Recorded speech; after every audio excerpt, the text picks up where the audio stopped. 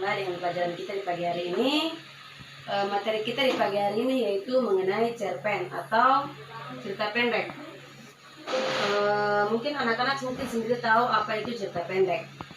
Cerita pendek sebenarnya yaitu adalah jenis karya sastra yang berbentuk prosa naratif, fiktif, dan fiksi, di mana isinya menceritakan atau mengabarkan kisah suatu tokoh beserta segala konflik dan penyelesaiannya yang ditulis secara ringkas dan padat.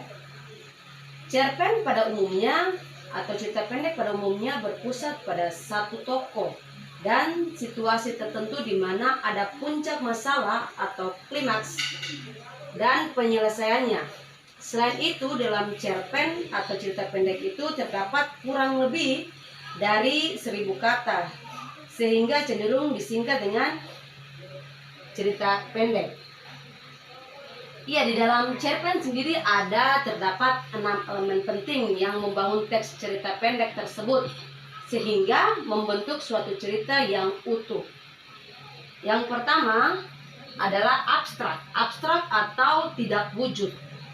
Abstrak adalah ringkasan atau inti dari cerpen dan merupakan gambaran awal dari suatu cerita. Unsur abstrak sifatnya opsional atau bersifat pilihan. Dengan kata lain, suatu cerpen boleh saja tidak menggunakan abstrak. Yang kedua ialah orientasi. Orientasi ini melihat atau meninjau isi dari cerpen itu. Orientasi sendiri adalah hal-hal yang berhubungan dengan waktu, suasana, tempat yang ada dalam cerpen tersebut. Yang ketiga adalah komplikasi. Komplikasi atau gabungan. Komplikasi sendiri adalah urutan berbagai kejadian yang berhubungan atau dihubungkan berdasarkan sebab akibat, dan kita bisa melihat pada watak karakter tokoh dalam cerpen tersebut. Jadi komplikasi ini yaitu kita bisa melihat watak atau karakter tokoh dalam cerpen pada struktur ini. Yang keempat adalah evaluasi. Evaluasi sendiri adalah struktur konflik yang terjadi dan mengarahkan pada klimaks, serta evaluasi sendiri ini mulai menemukan solusi. Jadi ketika ada masalah dalam isi cerpen tersebut, evaluasi ini bagaimana solusi untuk menyelesaikan konflik tersebut. Dan yang kelima adalah resolusi. Atau resolusi itu sama dengan putusan atau kebulatan pendapat yang seutuhnya. Pada bagian ini si pembaca cerpen akan menjelaskan solusi atau penyelesaian atas masalah yang dialami oleh tokoh dalam isi cerpen tersebut. Dan yang keenam adalah koda. Anak-anak boleh tahu bahwa koda adalah nilai moral atau pelajaran yang bisa kita dapat dari saat kita membaca cerpen itu. Nilai moral apa yang kita dapat di situ, pelajaran apa yang kita dapat di situ dalam membaca cerpen tersebut. Kita lanjut pada ciri-ciri cerpen. Ciri-ciri cerpen sendiri sebenarnya sangat mudah untuk mengenali sebuah cerpen, yaitu kita tahu melalui karakteristiknya. Berikut ini adalah beberapa ciri-ciri dari cerpen. Yang pertama, kita bisa bedakan cerpen sama novel. Karena kalau cerpen itu dia memiliki kurang lebih 100 kata saja. Sedangkan novel itu memiliki 35.000 kata dalam suatu novel.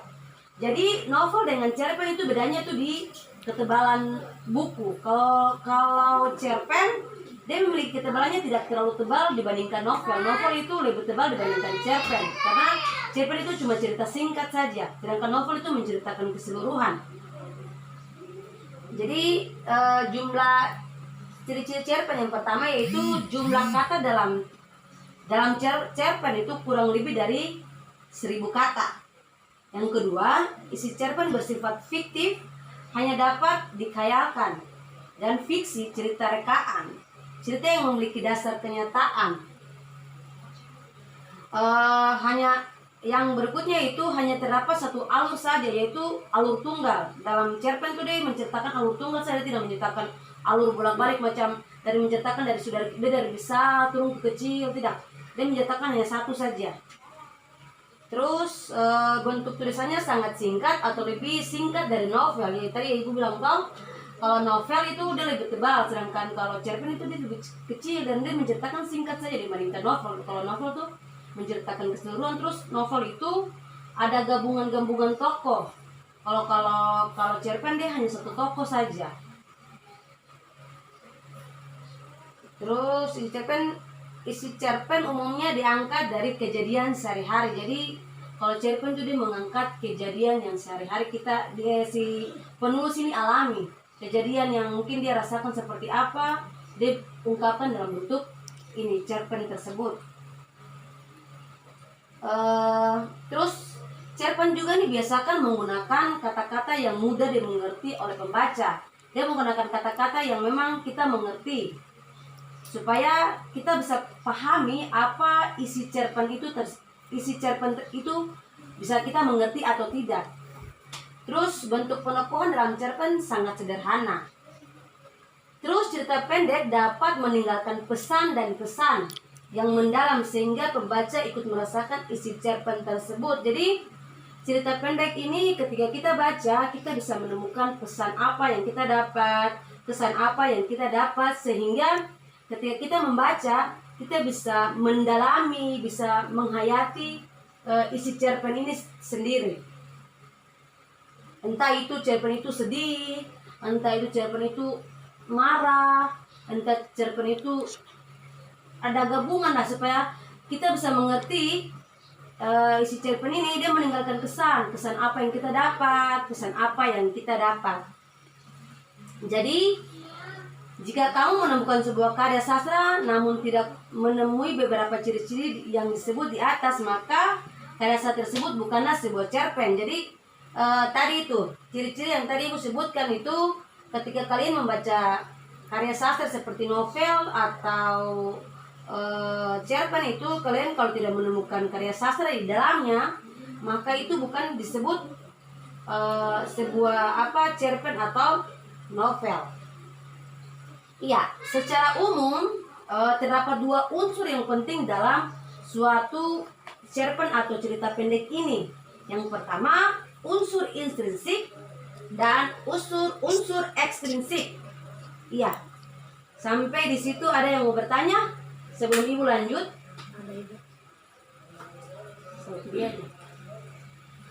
Apa itu unsur intrinsik dan ekstrinsik?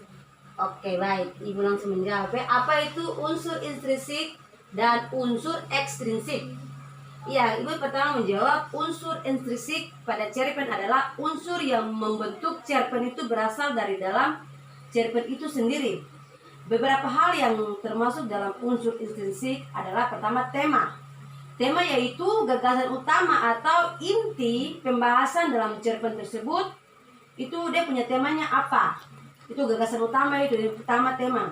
Yang kedua, mungkin anak-anak bisa tulis. Pertama itu tema. Yang kedua yaitu alur atau plot, yaitu jalan cerita dalam cerpen itu. Jalan ceritanya itu menceritakan dari awal sampai akhir atau alurnya maju mundur. Itu. Jadi kalau kita bisa lihat pada mungkin film-film biasa tuh dia menceritakan dia sudah besar, terus dia kembali menceritakan kembali kecil.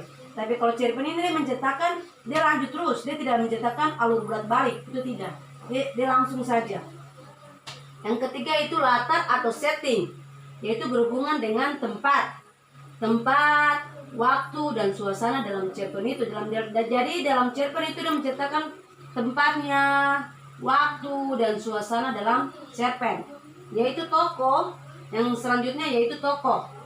Tokoh yaitu pelaku dalam cerpen. Jadi cerpen ini dia punya tokoh siapa? Dalam sebuah cerpen yang kita akan baca, dia tokoh ini siapa dan siapa. Yang berikutnya adalah sudut pandang, yaitu pandangan penulis cerpen dalam melihat peristiwa dalam cerpen. Jadi si penulis cerpen ini juga melihat sudut pandang, dia mulai melihat sudut pandang apa yang harus ditaruh dalam isi cerpen ini.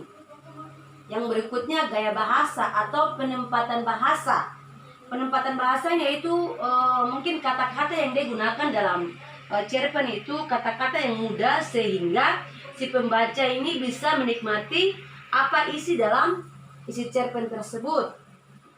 Gaya bahasa yaitu penulisan atau penyampaian cerita dalam cerpen, misalnya menggunakan kata diksi atau pilihan kata yang tepat, dan majas yaitu kata hiasan. Dia bilang kata hiasan itu bukan kata-kata mutiara begitu, kata-kata hiasan.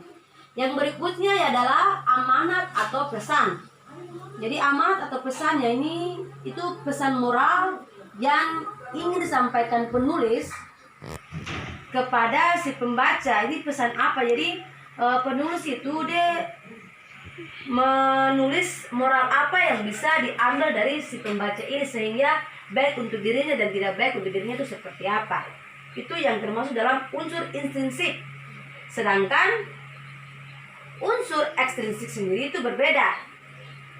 Unsur ekstrinsik dalam cerpen adalah unsur pembentuk cerpen yang berasal dari luar, yaitu beberapa yang termasuk dalam unsur ekstrinsik adalah yang pertama, latar belakang masyarakat, yaitu hal-hal yang mempengaruhi alur cerita dalam cerpen, misalnya ideologi, kondisi politik, sosial, dan ekonomi masyarakat. Terus yang kedua adalah latar belakang pengarang, yaitu hal-hal yang berhubungan dengan pemahaman dengan motivasi penulis cerpen dalam membuat tulisan, misalnya aliran sastra, terus kondisi fisiologis dan biografi. Dan yang berikutnya adalah nilai yang terkandung dalam cerpen, yaitu nilai yang terdapat dalam suatu cerpen, yaitu nilai agama, sosial budaya, dan moral. Kita akan masuk selanjutnya ke dalam fungsi sastra dalam cerpen. Tapi sampai sini Ibu mau tanya, apakah teman anak-anak semua mengerti apa yang Ibu jelaskan? Mengerti. Oh ya, terima kasih. Kita akan lanjut pada berikutnya, yaitu fungsi sastra dalam cerpen. Jadi fungsi sastra dalam cerpen ini ada beberapa, yaitu sebelum Ibu lanjut dengan fungsi, mungkin ada yang belum dimengerti dan boleh ditanyakan. Silakan yang ingin bertanya. Ibu, apa perbedaan novel dengan cerpen? Oh, kalau novel dengan cerpen itu yang tadi Ibu bilang, kalau novel itu dia lebih tebal dan dia punya kata itu menjelaskan seluruhnya. Sedangkan kalau kalau cerpen itu dia tidak terlalu tebal, dia tipis seperti begini. Kalau macam novel, ini novel. Kalau kita lihat dalam bentuk buku ini novel, sedangkan ini cerpen, dia sedikit saya cerita singkat. Terus kalau dalam novel itu dia memiliki 35.000 kata ke atas, sedangkan kalau cerpen yaitu 10.000, dia punya maksimal 10.000 kata, sedangkan itu turun ke bawah. Itu yang membedakan. Ya, kita lanjut pada fungsi sastra dalam cerpen, yaitu pertama fungsi rekreatif, yaitu fungsi cerpen yang dapat membuat pembaca merasa senang, gembira, dan terhibur, yaitu rekreatif itu. Si pembaca bisa, ketika kita membaca novel, kita senyum-senyum, senang, gembira, dan kita bisa terhibur dari itu ketika kita membaca novel. Yang kedua, fungsi didaktif, yaitu fungsi cerpen yang dapat mendidik.